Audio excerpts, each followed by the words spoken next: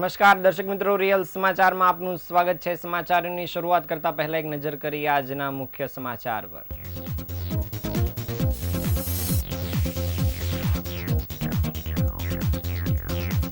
રાજ્યમાં સંભવિત વાવાઝોડાને લઈ સુરત સહિતના જિલ્લાઓમાં તંત્ર એલર્ટ પર। ફ્રેન્ચાઇઝી લેવા માટે 10 લાખની જરૂર હોવાથી બે યુવકે બેંકમાં લૂંટ ચલાવ્યાનો ભેદ ઉકેલાયો। ઓનલાઈન પરફ્યુમના વેપારની આડમાં અશ્લીલ વિડીયોનું વેચાણ કરતી ગેંગ ઝડપાઈ।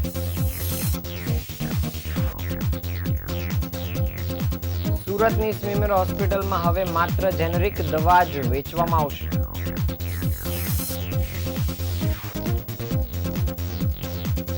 રાંદેરમાંથી 36 લાખની વિદેશી સિગારેટ અને ઈ સિગારેટ ઝડપાઈ। 2 કરોડના જીએસટી ફ્રોડ કેસમાં વધુ એક આરોપીની ધરપકડ।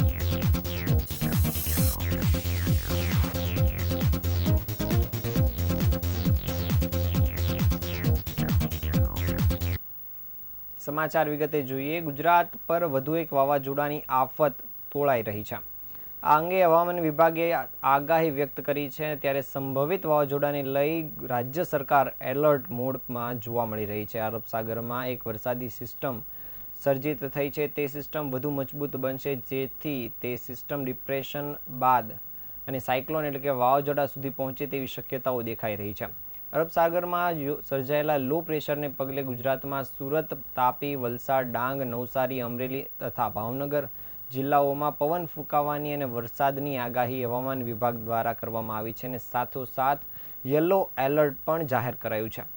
મુખ્યમંત્રી ભૂપેન્દ્ર પટેલે હવામાન વિભાગે કરેલી આગાહીને ધ્યાને લેતા રાજ્યના જિલ્લાઓમાં જિલ્લા વહીવટીતંત્રોને સતર્ક અને સજાગ રહેવા માટે તેમજ 24 કલાક કંટ્રોલ રૂમ કાર્યરત કરવાની સૂચના આપી દીધી છે।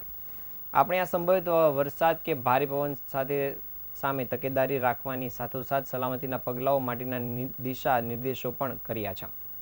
મુખ્યમંત્રીએ ગાંધીનગરના સ્ટેટ ઇમરજન્સી ઓપરેશન સેન્ટરમાં પણ કંટ્રોલ રૂમ 24 કલાક કાર્યરત રાખવા ઉપરાંત જિલ્લાઓ સાથે સતત સંપર્કમાં રહેવાની સૂચનાઓ આપી છે।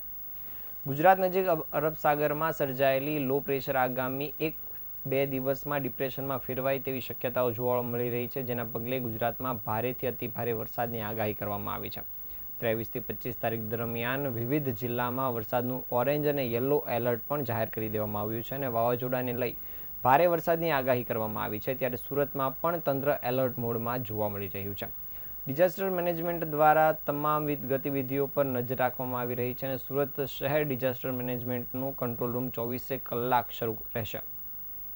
સુરત સહિત દક્ષિણ ગુજરાતને યલો એલર્ટમાં રાખવામાં આવ્યું છે અને માછીમારોને દરિયો ન ખેડવાની પણ સૂચના આપી દેવામાં આવી છે।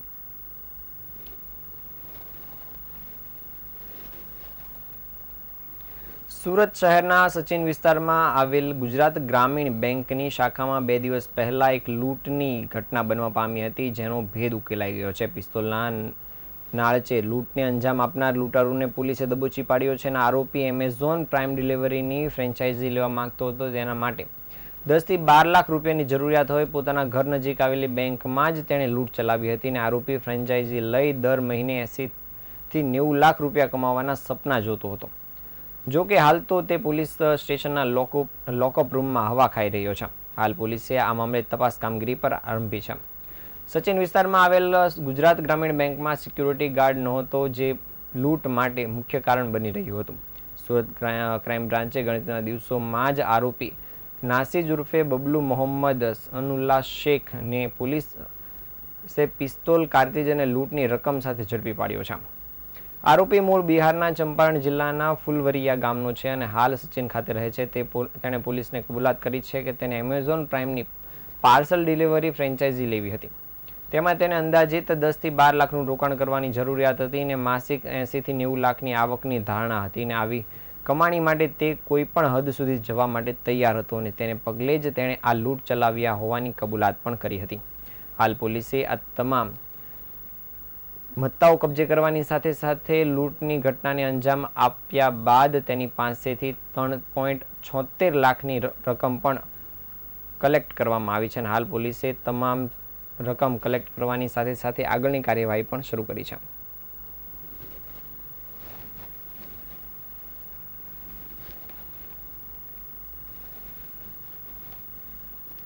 સુરતના અડાજણ વિસ્તારમાં ઓનલાઈન પરફ્યુમ વેચાણની આડમાં અશ્લીલ વિડીયો વેચાણ કરતી એક ગેંગ ઝડપી પાડવામાં આવી છે. એસઓજી દ્વારા તમામ કાર્યવાહી હાથ ધરવામાં આવી હતી. એસઓજીને મળતી બાતમીના આધારે અડાજણમાં આવેલા 2 અલગ અલગ કોમ્પ્લેક્સમાં એક સાથે રેડ કરીને પ્રતિબંધિત કોન્ટેન્ટના વેચાણમાં સંડોવાયેલા 8 શખ્સોની ધરપકડ કરવામાં આવી છે. દરોડા દરમિયાન સમગ્ર કાવતરું ખુલ્લા પડતા પોલીસ પણ ચોંકી ઉઠી હતી અને આરોપીઓ ગ્રાહકોને 5000 સુધીના અલગ અલગ પેકેજ મારફતે વિડીયોનું વેચાણ કરતા હતા.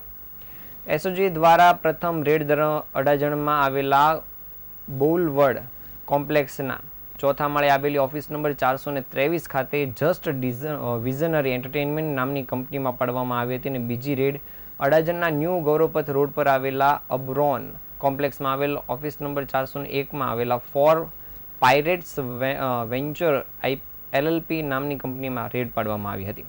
આ બંને જગ્યાએ એક જ ગેંગ એકબીજાની સંમતિથી સાથે મળીને એક સંપૂર્ણ ડિજિટલ નેટવર્ક દ્વારા અશ્લીલ વિડીયો વેચવાનો ગોરખધંધો ચલાવતા હતા.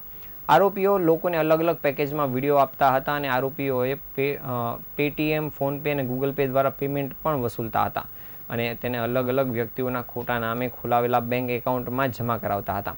આ ઉપરાંત તેઓ ખાસ યુપીઆઈ આઈડી બનાવીને તેમાં પૈસા લઈ કોઈ લિંક કે QR કોડ મોકલતા હતા. એસઓજીએ દરેક ટ્રાન્ઝેક્શન અને પેમેન્ટ ગેટવેની જાણકારી એકત્ર કરી છે અને આશંકા છે કે આ કાવતરામાં અન્ય અનેક દેશી અને વિદેશી ગ્રાહકોના પણ ડેટા સામેલ હોઈ શકે છે. હાલ પોલીસે આ સમગ્ર ઘટનામાં 8 આરોપીઓની ધરપકડ કરી છે અને તેમની પાસેથી 11,90,000નો મુદ્દામાલ કબજે કર્યો છે. પકડાયેલા આરોપીમાં મોહમ્મદ ઇરફાન, મુસ્તાક અંસારી, વિનેશકુમાર પટેલ, પુંજન પટેલ, મયુર પરમાર, જૈમિન ડોબરિયા, શ્વેતુલ ડોબરિયા ઉપરાંત હર્ષ ઉર્ફે કાનો પટેલ અને મિલન ગોંડલિયાનો સમાવેશ થાય છે. આરોપીઓ પાસેથી 46 જેટલા મોબાઈલ ફોન, 7 લેપટોપ સહિતનો મુદ્દામાલ મળીને 11,90,000નો મુદ્દામાલ કબજે કરાયો છે. હાલ પોલીસે આ તમામ આરોપીઓની ધરપકડ કરીને આગળની તપાસ કામગીરી શરૂ કરી છે.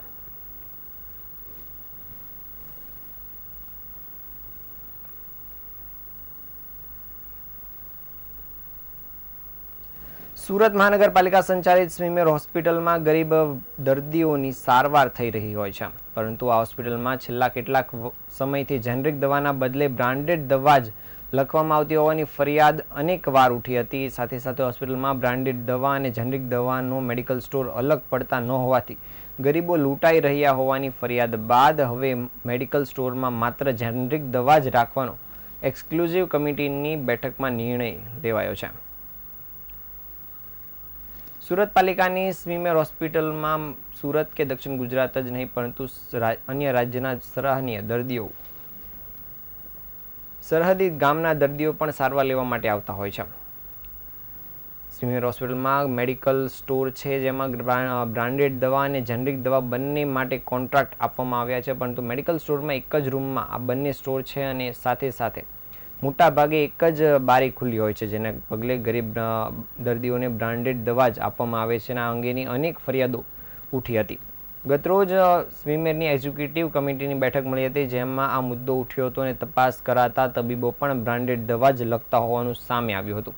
મેડિકલ સ્ટોરમાંથી પણ બ્રાન્ડેડ દવા જ આપવામાં આવે છે તેવું પણ બહાર આવ્યું હતું અને જેના કારણે ગરીબ દર્દીઓ લૂંટાઈ રહ્યા હોવાનું એક્ઝિક્યુટિવ કમિટીને જાણ થઈ હતી. જેના પગલે બ્રાન્ડેડ દવા અને મેડિકલ સ્ટોરને અપાતો કોન્ટ્રાક્ટ આગામી ફેબ્રુઆરીમાં પૂરો થાય છે. ત્યારબાદ સ્મીમેરના મેડિકલ સ્ટોરમાં માત્ર જેનરિક દવા જ વેચવામાં આવશે તેવો નિર્ણય કરી દેવામાં આવ્યો છે. જે તબીબો હવે પછી જેનરિક દવાના બદલે બ્રાન્ડેડ દવા લખીને આપશે તેમની સામે પણ શિક્ષાત્મક કાર્યવાહી કરવાનું નક્કી કરાયું છે. કમિટીની બેઠકમાં કરાયેલા નિર્ણય બાદ સ્મીમેર હોસ્પિટલમાં સારવાર માટે આવનારા દર્દીઓને વધુ ફાયદો થાય તેવી શક્યતા જોવાઈ રહી છે.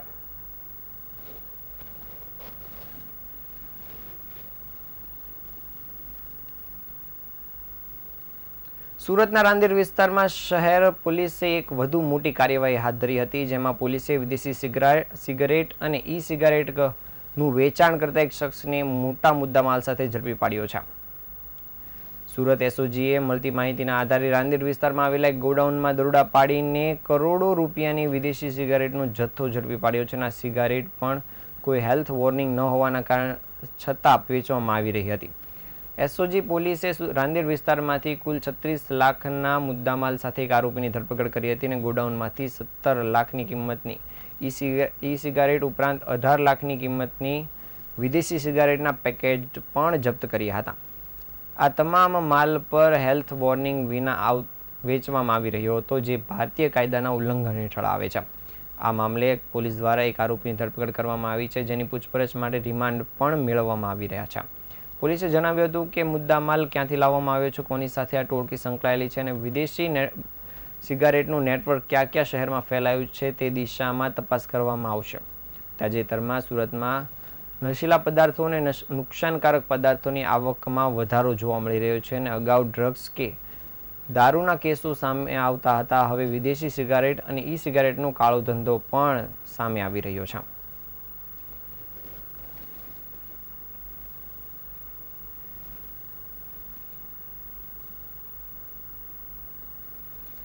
સુરત શહેરને ટેક્સટાઇલ હબ તરીકે ઓળખવામાં આવે છે, ત્યારે સારોલી વિસ્તારમાં આરજે એન્ટરપ્રાઇઝ નામની ફર્મના જીએસટી નંબર તથા પાન કાર્ડનો દુરુપયોગ કરીને ગુજરાતના અનેક વેપારીઓ સાથે છેતરપિંડી આચરવામાં આવી હતી. તેમજ ખોટું ગાઈડ કરી અને આશરે 2 કરોડનો ગ્રે કાપડનો માલ મંગાવી ચૂકવણી કર્યા વિના છેતરપિંડી આચરવામાં આવી હતી. જે સમગ્ર ઘટનામાં પોલીસે વધુ એક આરોપીની ધરપકડ કરી છે. પોલીસે મુખ્ય આરોપી હિતેશ વઘાસિયાને ઝડપી પાડ્યો છે. આંગળી ના ગણી શકાય તેવા આરોપીઓએ પહેલેથી જ સંપૂર્ણ પ્લાનિંગના આધારે અવધ માર્કેટમાં દુકાન નંબર 1015 ને 1016 તથા કુબેજી એન્ટરપ્રાઇઝ ટેક્સટાઇલ માર્કેટમાં દુકાન ભાડે રાખી હતી. અહીં આરોપીઓએ ફરિયાદી રજા અલી હુસેન સોલંકીની ફર્મ આરજે એન્ટરપ્રાઇઝનું ખોટું બોર્ડ લગાવી તેમના જીએસટી નંબરનો દુરુપયોગ કરી વેપારીઓ પાસેથી માલ મંગાવ્યો હતો. આ આરોપીઓએ માત્ર જીએસટી નંબરનું જ નહીં પણ ફરિયાદીનું પાન કાર્ડ લઈ તેમાં કેટલાક માધ્યમથી રાજેશ જેઠવાણી નામના શખ્સનો ફોટો મૂકીને નકલી પાન કાર્ડ તૈયાર કર્યું હતું. ત્યાર પછી તેમના નામે વેપાર શરૂ કરી કાપડના જથ્થાબંધ ઓર્ડરો આપી પેમેન્ટ કર્યા વિના દુકાન બંધ કરી નાસી છૂટ્યા હતા. આ ગુનામાં અત્યાર સુધી જે નામ ખુલ્યા છે તેમાં હિતેશ વઘાસિયા, રાજેશ જેઠવાણી, રાશિદ શેખ, કૃષ્ણ નાયક, મયંક જૈન, શુભમ અગ્રવાલ, પંકજ તેમજ દીપક ચંદાણી સામેલ છે. આમાંથી કેટલાક આરોપીની ધરપકડ કરવામાં આવી ચૂકી છે અને હાલ પોલીસે હિતેશ વઘાસિયાની ધરપકડ કરી છે. પોલીસે તેની આગળ તપાસ કામગીરી શરૂ કરવાની કાર્યવાહી પણ શરૂ કરી દીધી છે.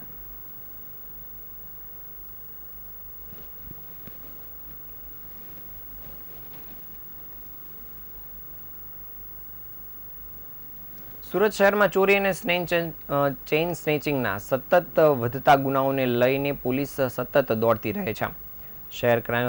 શહેરની સુરત ક્રાઇમ બ્રાન્ચ પોલીસ દ્વારા ઉત્તર પ્રદેશથી એક ગેંગના 3 સભ્યોને ઝડપી પાડવામાં સફળતા મળી છે. આરોપીઓ યુપીથી સુરત આવીને મહિલાઓને વૃદ્ધાઓને નિશાન બનાવીને ચોરી અને ચેઇન સ્નેચિંગને અંજામ આપતા હતા અને 19 એપ્રિલ 2025ના રોજ થયેલી ઘટના બાદ ગુનાનો ભેદ ઉકેલાતા પોલીસે 3 આરોપીઓને તેમના વતન પ્રયાગરાજ જઈને લાખોના મુદ્દામાલ સાથે ઝડપી પાડ્યા છે.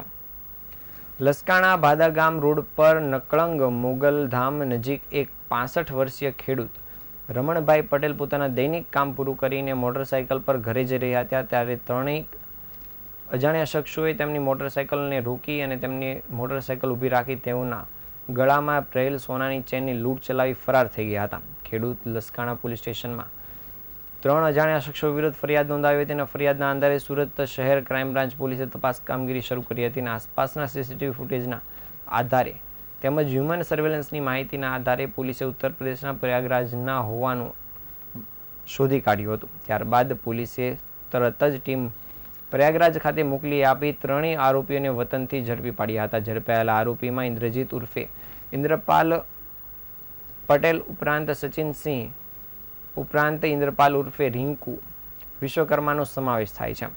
3 આરોપીઓ કામરેજ વિસ્તારમાંથી હીરો સ્પ્લેન્ડર મોટરસાઇકલ ચોરી કરી હતી અને ત્યારબાદ લસકાણા વિસ્તારમાં ચેઇન સ્નેચિંગ કરી હોવાની પણ તેમણે કબૂલાત કરી હતી. હાલ પોલીસે આ 3 રીઢા ગુનેગારોને લઈને આગળની કામગીરી શરૂ કરી છે.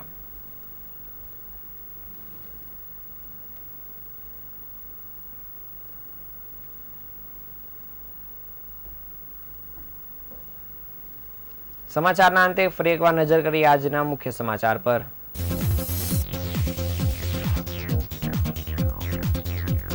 રાજ્યમાં સંભવિત વાવાઝોડાને લઈ સુરત સહિતના જિલ્લાઓમાં તંત્ર એલર્ટ પર.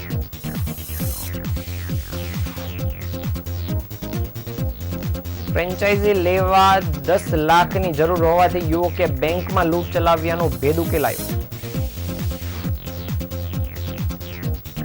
ઓનલાઈન પરફ્યુમના વેપારની આડમાં અશ્લીલ વિડીયોનું વેચાણ કરતી ગેંગ ઝડપાઈ.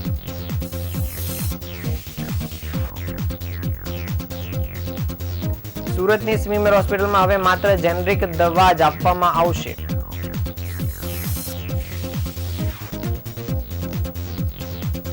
રાંદેરમાંથી 36 લાખની વિદેશી સિગારેટ અને ઈ સિગારેટ ઝડપી પાડવામાં આવી.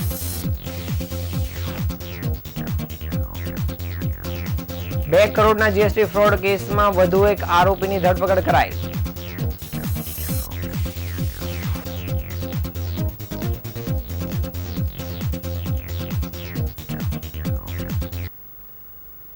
આ હતા આજના સમાચાર. નવા સમાચાર સાથે ફરી મળીશું. ત્યાં સુધી રજા આપશો. નમસ્કાર.